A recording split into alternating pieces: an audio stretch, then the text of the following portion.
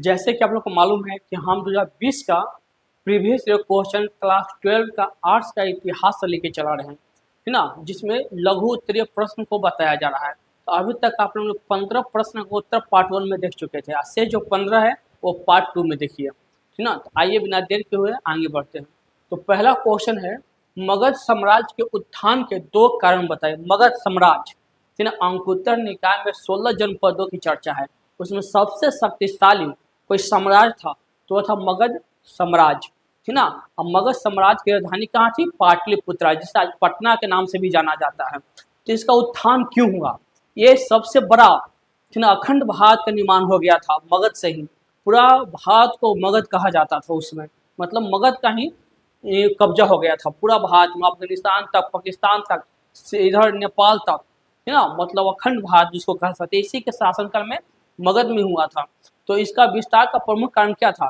तो जो मगध है जो बसा हुआ, थी ना, तो यहाँ की जो मिट्टी थी मगध की अत्यंत उपजाऊ थी ना। क्यों उपजाऊ थी? कि एक तरफ से दोआब की तरह है, मतलब एक तरफ से सोन नदी है, एक तरफ से गंगा नदी है, एक तरफ से पुनपुन नदी है, और तीनों तरह की जो मिट्टी का कटाव आता है ना। ज्योग्राफी में आप लोग पढ़ेंगे कि मिट्टी खाद और बांगर होता है ना, मतलब जो मिट्टी से कटा हुआ आता है तो वो बहुत ही उपजाऊ होता है। यहाँ की मिट्टी बहुत ज़्यादा उपजाऊ थी, इसलिए यहाँ पे खाने पीने का अन्न का संसाधन बहुत भरपूर था, मतलब कमी नहीं था, है ना। तो ये विस्तार करने में आसान हुआ। और यहाँ पे मगध के में क्या था, कोई सॉरी लोहा का खान था, है ना। तो लोहा के खान से हथियार, मतलब क्या करते, लोहा निकालते थे लोग, हथियार बनाते थे जो युद्ध में काम होता था, है ना। और दूसरा क्या है कि गंगा नदी है, सोन नदी है, पुनपुन नदी है ना। तो इससे एक फायदा होता था कि यहाँ से नदी के द्वारा व्यापार करने में सुविधा मिलता था। यही 2 प्रमुख कारण है जिससे मगध साम्राज्य थे ना विस्तृत समाज बन गया था। तो मगध साम्राज्य के उत्थान के 2 कारण निम्नलिखित है। पहला, यहाँ की भूमि अत्यंत उपजाऊ थी ना, और लोहे की भरपूर उपलब्धता थी जिससे हथियार और औजार बनाते थे। दूसरा कारण क्या है कि गंगा नदी के किनारे होने के कारण व्यापार, यातायात, संचार के अच्छे साधन थे जिससे आर्थिक प्रगति मिली। नहीं, यही प्रमुख 2 कारण थे और कोई कारण नहीं था।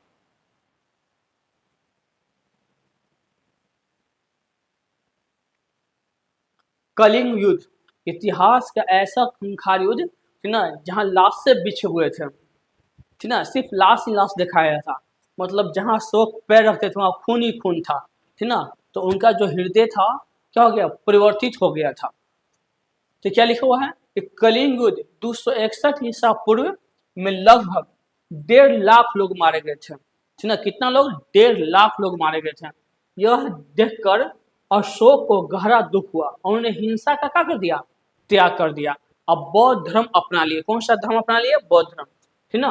और उन्होंने धम्म नीति का प्रचार किया जिसमें शांति था, अहिंसा था एवं सहिष्णुता था। मतलब सब होता, सब धर्म एक समान, है ना। किसी के साथ क्या होगा? लड़ाई झगड़ा नहीं होगा। मतलब कहने का अर्थ ना इन हाथों ने सिर्फ हथियार छोड़ा है, चलाना नहीं छोड़ा, है ना। तो ऐसा नहीं था कि मतलब अशोक छोड़ दिए थे तो सब लोग आजाद हो गया था, उनके छत्र छाया में रहते थे, सब लोग डरता था भी था अशोक से, है ना। आगे देखिए, गुप्त काल के 2 प्रसिद्ध मंदिर के नाम बताइए। तो गुप्त काल भारतीय इतिहास का स्वर्ण काल कहा जाता है, याद रखिएगा। भारतीय इतिहास का स्वर्ण काल किसे कहते हैं? तो गुप्त काल को, है ना। क्योंकि इसमें बहुत सारे मंदिर बने थे, है ना, वास्तुकला का विकास हुआ था, है ना।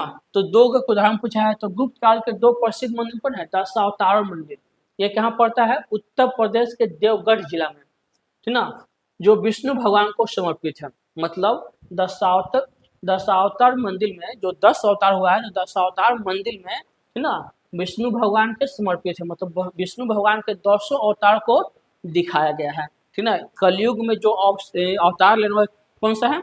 कलिका अवतार, है ना, जो श्वेत घोड़े पर होकर विष्णु जी आएंगे, है ना। और दूसरा क्या है? विष्णु पद मंदिर, जो मध्य प्रदेश के टिगवा जिला में है।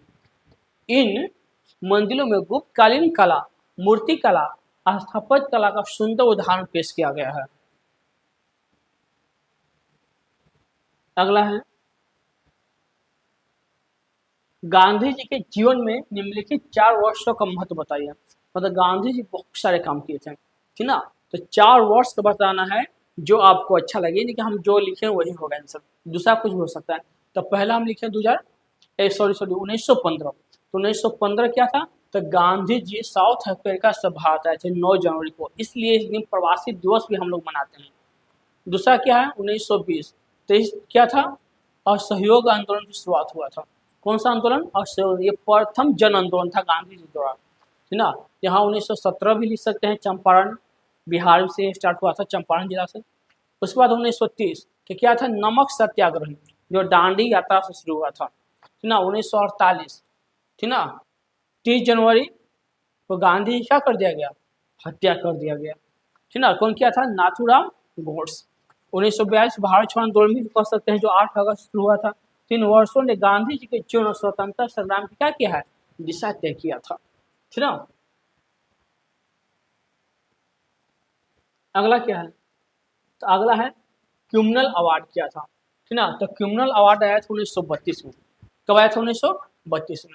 इसको कौन भेजने वाला था, ब्रिटिश प्रधानमंत्री था रेमजे मैकडोनाल्ड, ठीक ना। क्या नाम था, रेमजे मैकडोनाल्ड, ठीक ना। तो इसने घोषित कर दिया मुसलमान के लिए अलग होगा, हरिजन के लिए अलग होगा, ठीक ना। तो जिससे गांधी जी की आत्मा को बहुत ठेस पहुंचा, ठीक ना। मतलब यहाँ पर अंग्रेज फिर चाल चला था, फूट डालो और राज करो, ठीक ना। तो क्या थे इसमें, दलित मतलब हरिजनों के लिए, मुसलमानों के लिए, अल्पसंख्यकों के लिए, ठीक ना, जैसे ईसाई हो गए, भारतीय ईसाई, बौद्ध धर्म हो गए, जैन धर्म के लोग हैं, ठीक ना, को अलग निर्वाचन क्षेत्र देने का प्रावधान किया गया, ठीक ना। मतलब जो मतदान होता है तो उसमें आरक्षित सीट देने का प्रावधान किया गया, मतलब इन लोग को अलग अलग से दिया कि यहाँ से मतलब ये शहर दलित चुनाव लड़ेंगे, इस क्षेत्र से मुसलमान लड़ेंगे, इस क्षेत्र से करेंगे बौद्ध वाले लड़ेंगे, इस तरह से, ठीक ना। तो गांधी जी क्या हो गया, गहर इनका विरोध किए और पुनः पेड़ के माध्यम से इससे बदलाव का प्रयास किया गया। मतलब हरिजन को या दलित को बाहर हिंदू के साथ रखा गया, नहीं कि आप लोग हिंदू ही हैं, ठीक ना, आपको अलग होने की जरूरत क्या है, नहीं है। इसी में से आरक्षण किया गया, मतलब लगता कि 72 से 148 किया गया सीट की संख्या, ठीक ना। अगला देखिए, क्रिप्स मिशन भारत कब आया, इसके अध्यक्ष कौन थे, तो क्रिप्स मिशन 1942 में भारत आया था। वो उस दौर था जिस समय दुनिया में विश्व युद्ध चल रहा था, दूसरा विश्व युद्ध, ठीक ना। इंग्लैंड को सेना की जरूरत था, सेना की जरूरत था, मतलब आदमी की जरूरत था, ठीक ना। तो यही आया था, कौन था, क्रिप्स मिशन आया था, ठीक ना, 1942 में बाहर से उसने कि आप लोग हमको सहायता कीजिए और जब युद्ध खत्म हो जाएगा तो आप लोग को आज़ाद कर दिया जाएगा, ठीक ना। तो क्रिप्स मिशन 1942 में दूसरा विश्व युद्ध के समय भारत आया। इसके अध्यक्ष थे सर स्टेफर्ड क्रिप्स थे। मिशन का उद्देश्य भारत को युद्ध में ब्रिटेन का सहयोग दिलाना था, मतलब जो भारतीय जनता है वो ब्रिटेन की तरफ से चुनाव लड़े, युद्ध में शामिल हो सेना में, जिसके बदले युद्ध के बाद भारत को डोमिनियन स्टेट का दर्जा, मतलब औपनिवेशिक राज, कैसा दिया जाएगा, औपनिवेशिक राज का, है ना। जैसे प्रधान रहेगा वही अंग्रेज लोग, ठीक ना, लेकिन यहाँ पे मुख्यमंत्री जो है, प्रधानमंत्री हो गया, या मतलब क्या होता है, प्रांतीय सांसद विधायक, वो लोग का चुनाव होगा, ठीक ना, और लोग भारतीय रहेगा। अगला, बाबू वीर कुंवर सिंह कौन थे, 1857 की क्रांति में पटना में किसने नेतृत्व किया, तो बाबू वीर कुंवर सिंह 1857 के एक सेना नायक थे, ठीक ना, जो बिहार के भोजपुर के जगदीशपुर के थे, ठीक ना। इनके साथ पटना के पीर अली दिए थे और दोनों ने मिलकर अंग्रेजों का छक्का छुड़ा दिया था। 80 वर्ष की उम्र में वो तलवार उठाए थे, कौन, बाबू वीर कुंवर सिंह, ठीक ना। तो बाबू वीर कुंवर सिंह बिहार के भोजपुर जिले के प्रसिद्ध क्रांतिकारी थे। 1857 की क्रांति में उन्होंने 80 वर्ष की आयु में अंग्रेजों से युद्ध किया, ठीक ना। जिस समय क्या होता बुढ़ापा के समय में वह युद्ध लड़े थे, ठीक ना।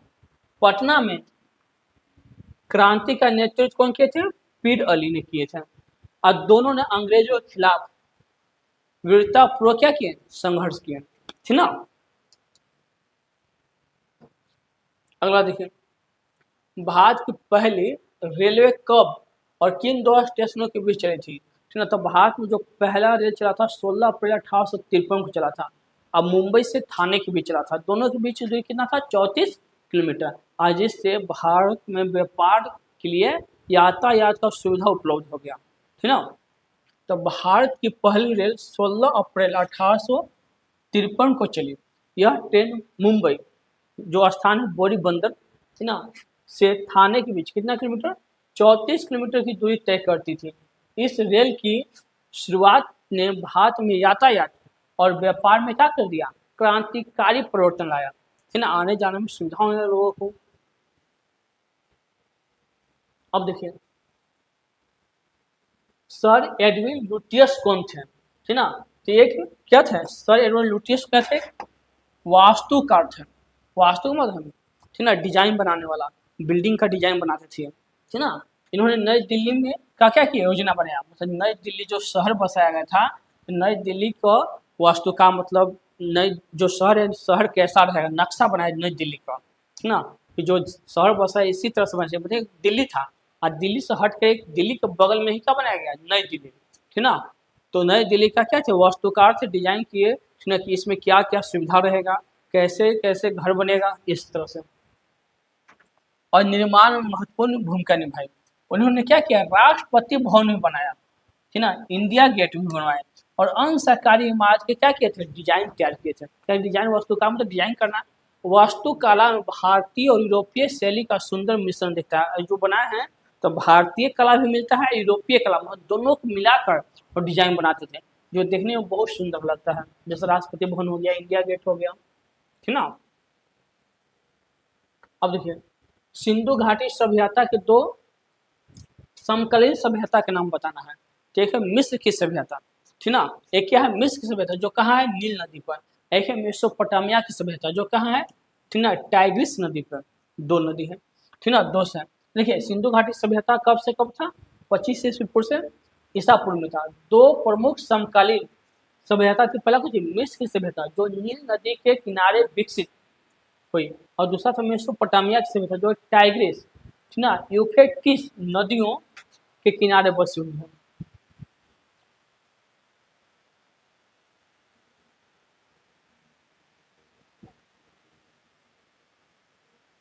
देखिए अगला है कि मौर्यकालीन इतिहास के दो प्रमुख साहित्यिक स्रोत के नाम बताना है। मतलब मौर्यकालीन इतिहास को जानने के लिए दो प्राचीन किताब का नाम बताना है।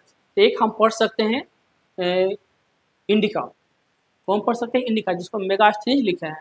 एक पढ़ सकते हैं अर्थशास्त्र जिसको कौटिल्य या चाणक्य या विष्णुगुप्त, मतलब तीनों एक ही नाम है, एक ही व्यक्ति का तीन नाम है ना, विष्णु गुप्त, कौटिल्य या चाणक्य, ठीक ना। ये दो किताब पढ़ सकते हैं हम लोग।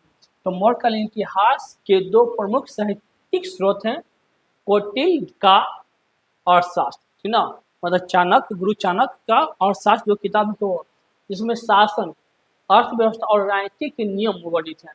और दूसरा कौन है, यूनान का जो यात्री थे मेगास्थनीज, उनका कौन सा किताब है, इंडिका।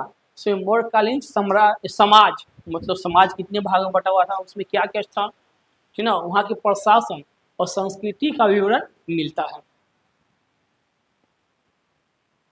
अगला हर्यक वंश के संस्थापक कौन थे, ठीक ना। तो हर्यक वंश के संस्थापक थे बिंबिसार, एक होता है बिंदुसार, एक होता है बिंबिसार, ठीक ना। और इनका कार्यकाल बताइए। तो ये कुछ हर्यक वंश के कनिष्क, ये तो कुछ गलत लिखा गया, ठीक ना, इसको छोड़ दीजिए।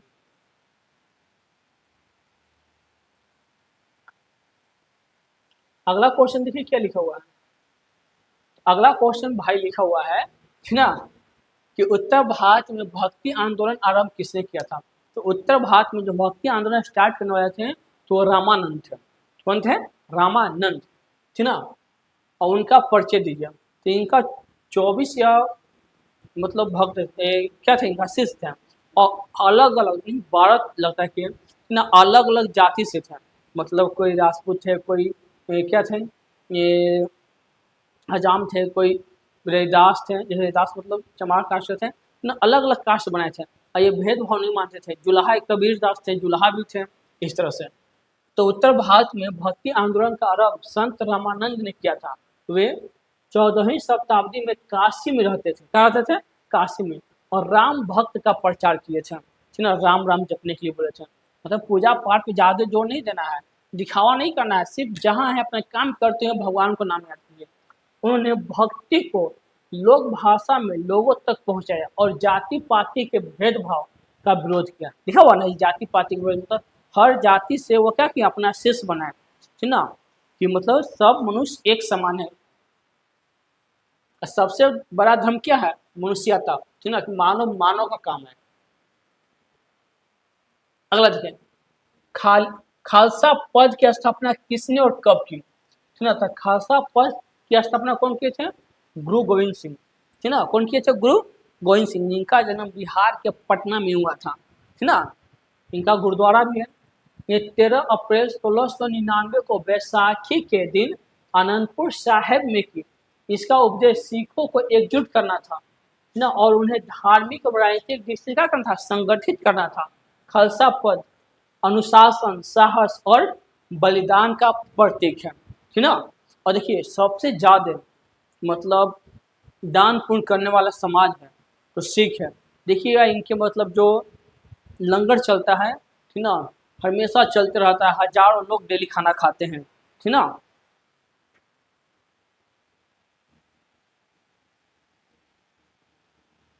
अगला क्या है, उपनिवेशवाद का क्या अर्थ है, तो उपनिवेशवाद का अर्थ क्या होता है, यदि कोई शक्तिशाली देश है कमजोर देश पर कब्जा कर लेता है, लेकिन उसके पास आर्थिक संसाधन आता है, ठीक ना, और उसी का दोहन करता है अपने हित के लिए, ठीक ना, तो ये उपनिवेशवाद। तो उपनिवेशवाद वह नीति है जिसमें एक शक्तिशाली देश किसी दूसरे देश पर राजनीतिक, आर्थिक और सांस्कृतिक नियंत्रण स्थापित करता है, और इसका उद्देश्य शोषण होता है, अपने हित में उस देश के संसाधन क्या करना है, प्रयोग करना होता है। ब्रिटिश जो था, ठीक ना, तो भारत को क्या बना के रखा हुआ था, उपनिवेशवाद, ठीक ना, मतलब एक तरह से गुलाम, ठीक ना, जो अंग्रेज था भारत तो क्या बना के रखा था, उपनिवेशवाद था, ठीक ना। तो इस तरह से आप लोगों का जो मॉडल पेपर जो सॉरी जो प्रीवियस ईयर 2020 का वो समाप्त हो चुका है।